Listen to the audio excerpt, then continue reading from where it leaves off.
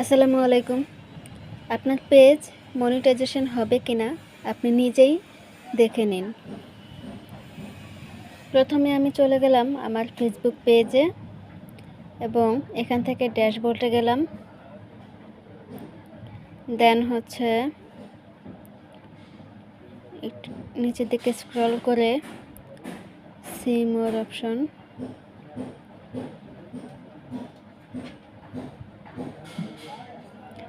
Page recommendation.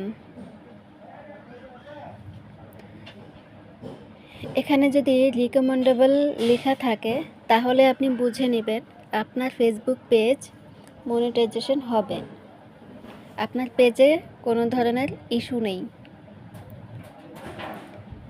দেন page status, এখানে যাবেন, আপনার প্রোফাইলে টিকমার্ক দেওয়া আছে কিনা এটা দেখে নেবেন। এটা যদি থাকে তাহলে আপনি বুঝতে পারবেন আপনার পেজে কোনো ধরনের ইস্যু নেই।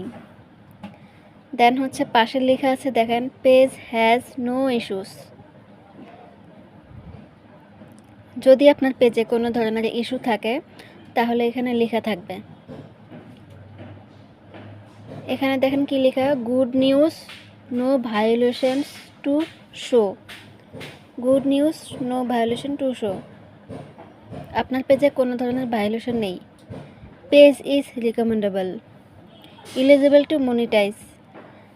এখানে এলিজিবল টু মনিটাইজ লেখা আছে।